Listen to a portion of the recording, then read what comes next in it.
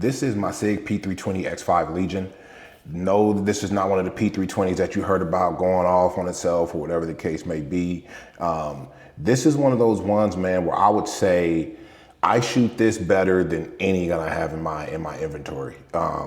Strictly because the grip is tungsten infused, which means it's really heavy. It's a really heavy gun. It's like, for my hands, this is like, it's second to none. It has this flared out mag well here, so it's easy to reload. Look, I'll show you. This just, right?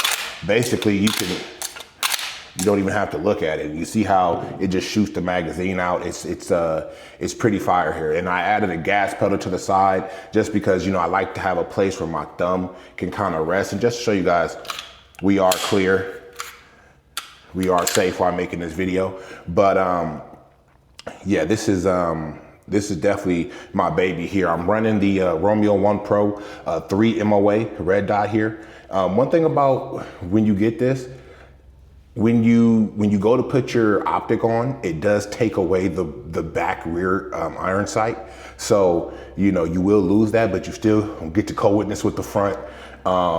And so far, this dot has held 0. I haven't had to recalibrate or anything like that. I haven't had to change the batteries, and I've shot this a ton because this is the one I plan to use in competition, because those other competition pistols, I mean, they're running $2,000, $3,000, and that's just not something I typically just have laying around, at least for a gun, you know. So until I get to that point, you know, this is the one I'm running. And a lot of times, you know, I'm a big believer in it's not the gun, it's the shooter. So it doesn't matter what you have. If you know how to use it well enough, you know, the competition should be easy. So yeah, this is actually one I'm taking to the range today. So I'll see you guys out there.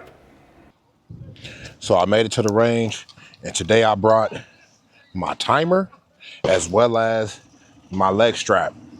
I don't know if you guys remember, but I had did a video a little while back, and sometimes when I went to draw, I couldn't draw because the way it was sometimes if you don't have your leg strap, you basically have to draw straight up and out, right?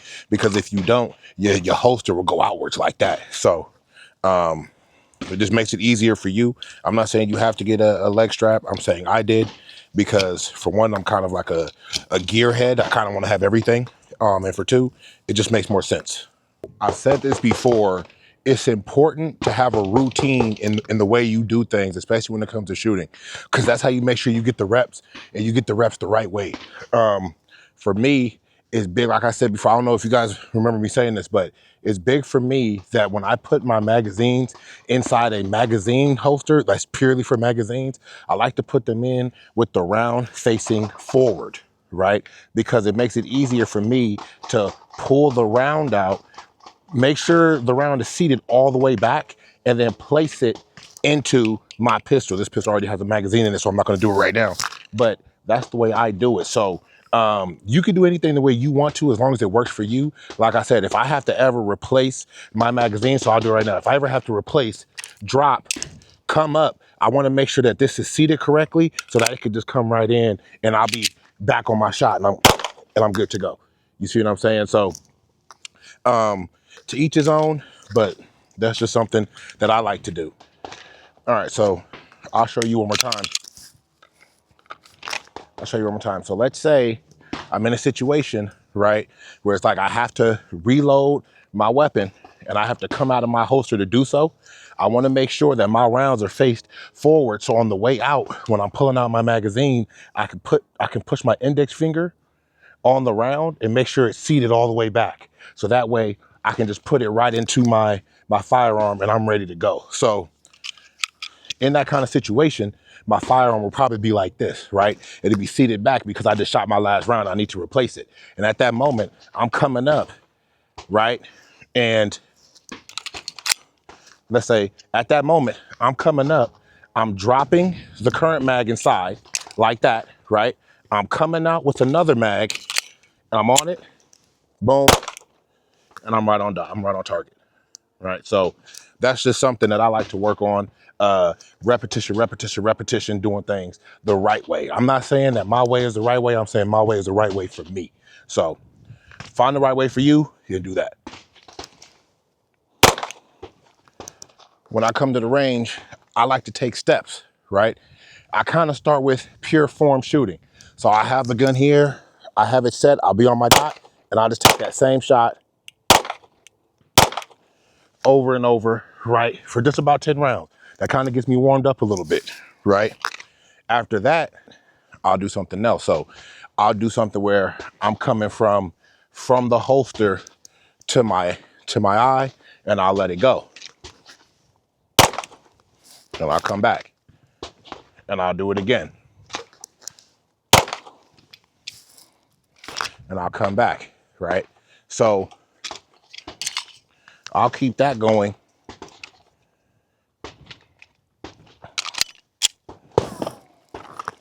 I'll keep that going for a while, and then I'll start, incorporating the shot timer after that, right? Where now it's making me use my quick twitch muscles. But at first, I'll warm up with something, right? I don't just go right into, shot timer. I mean, eventually I think I'll work up to there, but I don't feel like I'm there right now.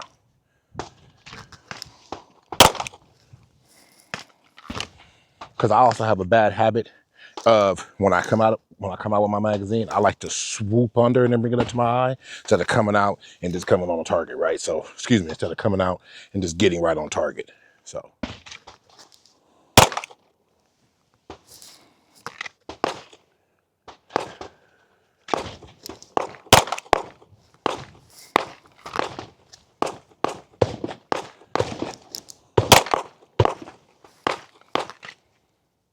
Right now I'm about 10 yards away from the target.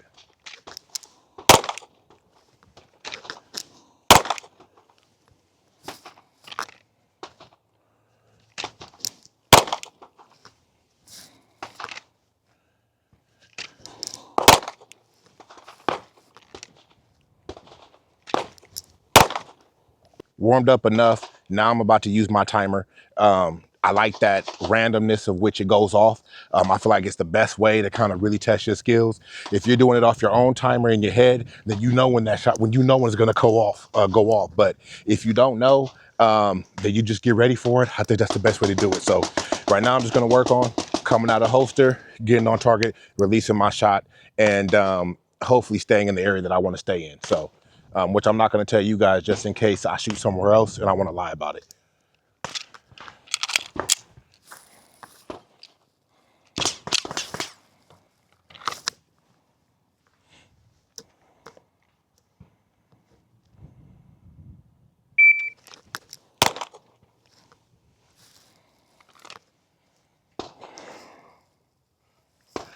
One, two, four. 1, 2, 4. Can you guys see that? Can you see a killer at work? 1, 2, 4. Let's do that again.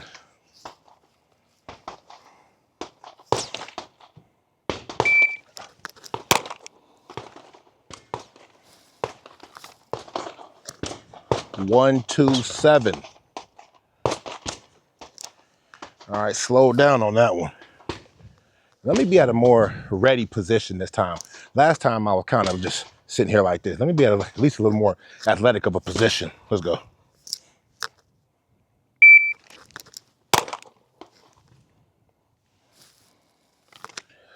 That one was 1, 3, 2, and it was also a high flyer. So not my best work.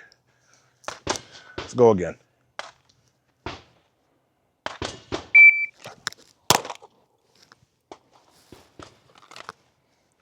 Same thing, high flyer.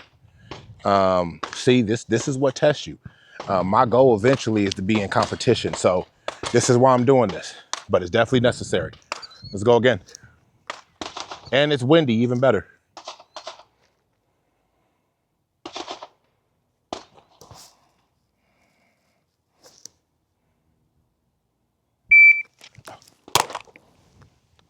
That may have been, let me see, 1, 2, 5. And comfortably wise, that was my best shot. That was my best shot. Let's go again.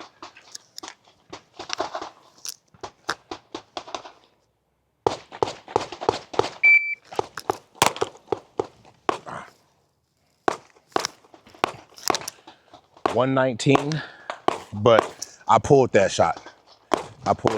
So definitely, yeah, I pulled that shot. So far, I'll be transparent. I've only been on target 4 times of the 6 shots. So not my best work, but that's why we're here.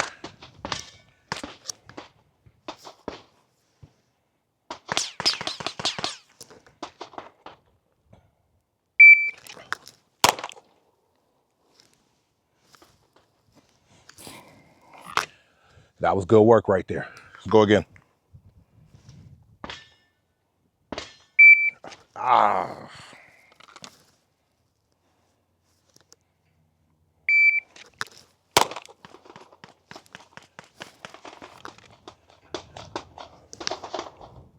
One, 2, 9.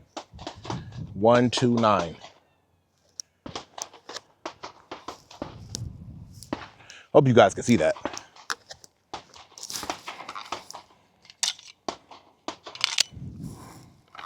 Two rounds left.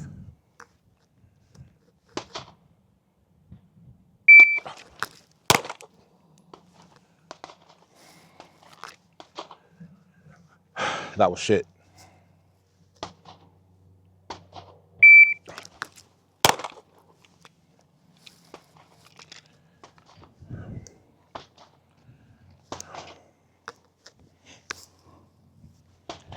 So sometimes I believe that, when you're trying to be fast and you get up here, right? Sometimes I think that when you're trying to be fast, sometimes I'm liable to let the shot go before I'm actually ready to shoot, right? And that's something that definitely needs to be worked on, which is why I'm doing this. I believe you use the timer when you kind of pass the stage of learning grips, learning how to shoot, things of that nature, right? Once you're kind of used to that already, that's when you can start using the timer. Hey, start testing yourself, right? Get some movement in there. Don't just stand still anymore. How about you get some movement going? Things like that. So that's something that is definitely going to be worked on today, right? That was just a little speed round. I plan to do a round with rifle and pistol, where I have to transition from going from rifle down to pistol. But that'll be in a few more minutes here. But for now, okay, I'm not mad at that. This is my first time using the timer, so let me just be transparent with everybody. It's my first time using the timer. Let me show you guys how that went.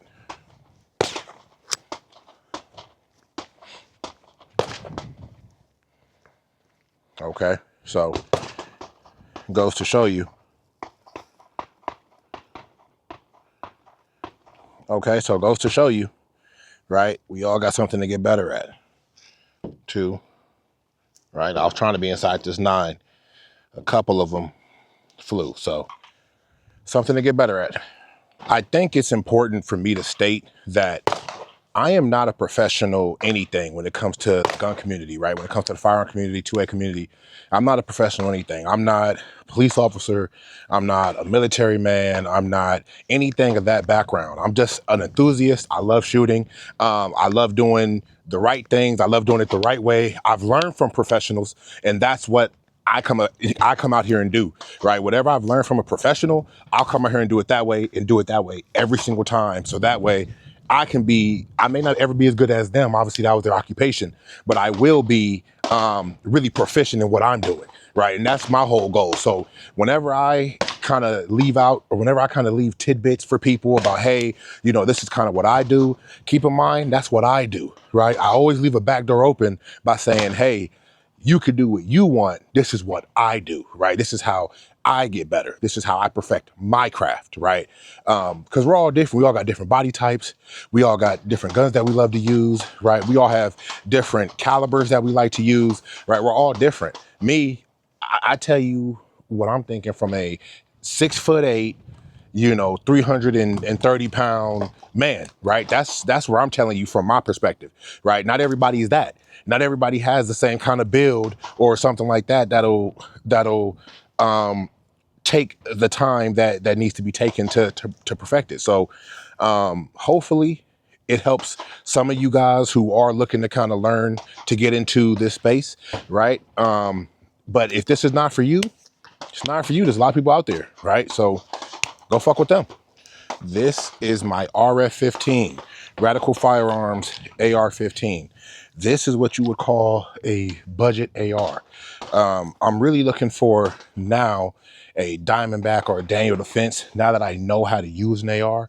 But I bought this because I felt like before I actually dove into the AR deep end, let me learn how to actually use one, right? Let me learn how to change out the buttstock, how to change out the charging handle, how to change out the buffer tube. Let me learn through this AR, and eventually I'll get me one when I know that I'm better equipped and more knowledgeable on ARs themselves. This one was about $500, so it wasn't bad.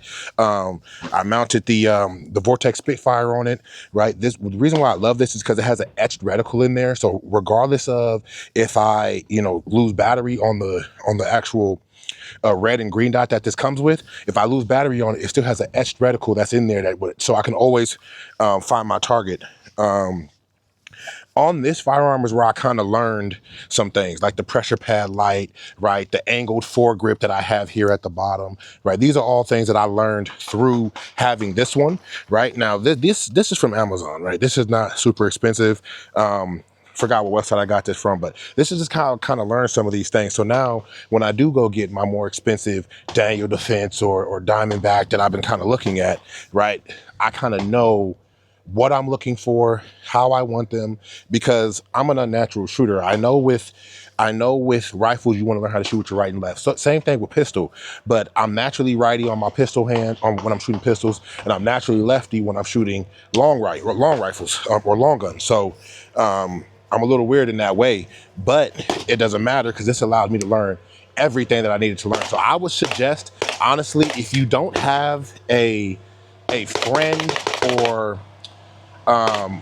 you could either go to a range too, and some range have them. But I would always suggest if you have a friend who may have a inventory like this, right? I would suggest go shoot with them, right? Go shoot with them and see what you like, right? Kind of learn through them. I kind of learned through me, learn through myself a little bit. But I would say learn through them, see what they have, see what kind of knowledge they have to give you. I know a lot of my friends have learned through me. I brought them with me. They kind of seen what they wanted after I kind of broke down what everything was, and they said, okay, from here I can make an educated decision. So that's what I was saying. I spent tons of money trying to pretty much learn what was my thing and what wasn't. So you guys can kind of save yourself that hassle by just finding somebody who may know already a little bit, or just going to the range and kind of seeing what they have to offer as far as what they allow you to shoot, and go take that out and see if you like it. This is something that, again, I wish I would have known before I really started diving into this. There's many things that I bought that I thought I would love because all the reviews said they loved it, and when I tried it, I didn't. So hopefully you could learn through me a little bit. But if not, if you know somebody who knows a little bit more than you, then put yourself in the room with them. It's important to get yourselves in rooms with people who know more than you, right? It's the easiest way to get to the top. I know a lot of times our egos kind of get in the way of us wanting to learn from others, especially peers. That's something that I know is really a thing. Like learning from somebody the same age as you, I know that bothers people. But hey, at the end of the day, you may know more than them. You may know more than them in another topic. But a lot of my friends understand that I devote a lot of my time to learning how to get better at this. So when it comes to this, it's wise to be like, hey, Khalil, what do you know about this?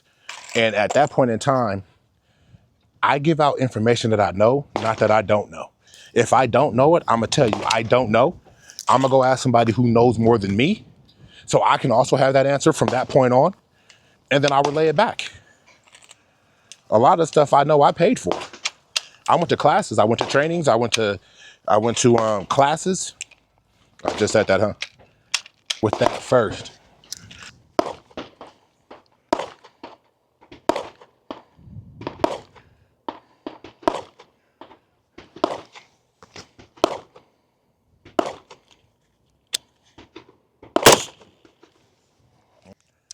See, that's one thing I do love about this optic right here, the Spitfire from Vortex, because it does have an etching already on its glass here.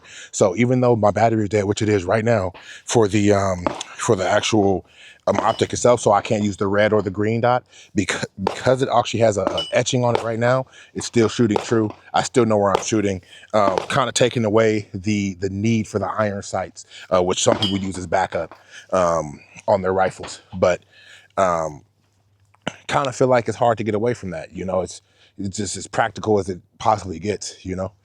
So I'm all about practicality.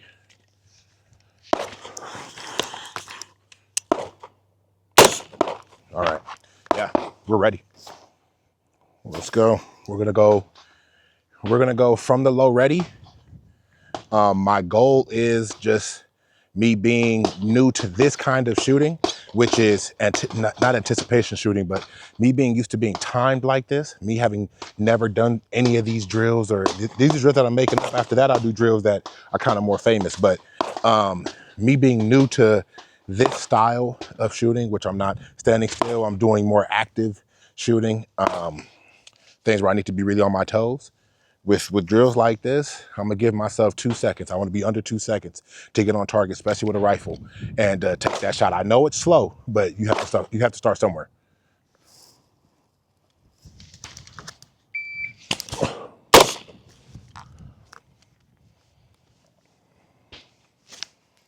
All right, that one was 141, and I hit where I wanted. So, okay, so that maybe set the bar. So let's go 1.7. 1.7. I gotta stay under 1.7 with all these. Let's go.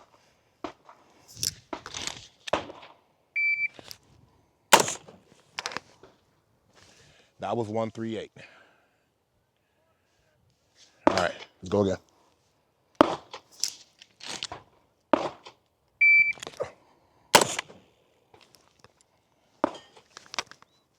135. Okay, not bad. Not bad. Okay, so let's set the new bar. The new bar is under 1.4. Under 1.4, since that's what I seem to consistently keep getting.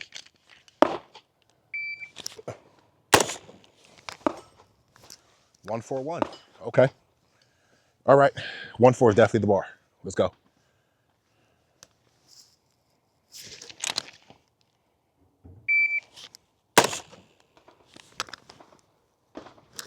That was 110. That was my best one so far.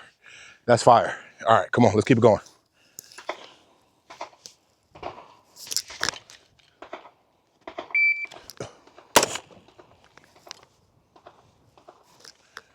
One, two, three. Literally 1, 2, 3. Think I'm lying?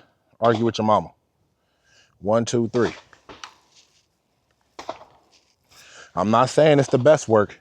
I'm saying it's my current level as a shooter. This is where I am. So I know I have some stages to go.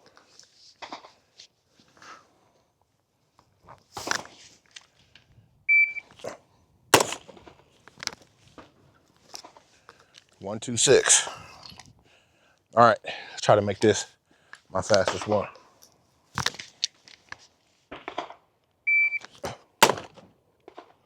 That was my fastest one. 9.7. Fuck with your boy. Again, I don't need to be the fastest shooter in the world. I just need to beat who I was yesterday. And that beat who I was 2 minutes ago, 2 seconds ago, actually. That beat that guy. Hell of a shot. Hell of a shot. One of the biggest things when it comes to shooting is, can you shoot on the move, right? It's not always gonna be, you can get here, get on target, take your time and take the shot, right? That's not always gonna be the case. A lot of times, you're gonna have to be moving, right? And this is something that I was taught that I just try to mimic every time I come to the range. So this is something I haven't worked on a ton, but I like to come here by myself, and I'm not worried about being embarrassed or anything like that, right? And I like to work on, without taking a single shot, right? I like to work on keeping my gun stable no matter the movement that I'm making. So that way I can still hit in the general vicinity of what I'm trying to hit, right? So it's pretty much, the key is keeping your steps, you know, as far as your posture, the length between your legs, you want to keep those decently close, not shoulder width apart. More so for me, I'm a taller guy, so I always need a little bit more separation than most. But I just try to, if I stand straight up and I have my feet like this, right, probably about the same size as my shoe width in between my feet. And that's pretty much what helps me from not moving my firearm as I'm approaching. So we're gonna see how I do here.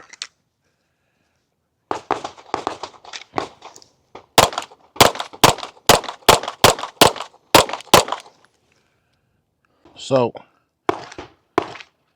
not bad, too low, but this is where I want it to be. So not so bad, but I can get better, room for improvement.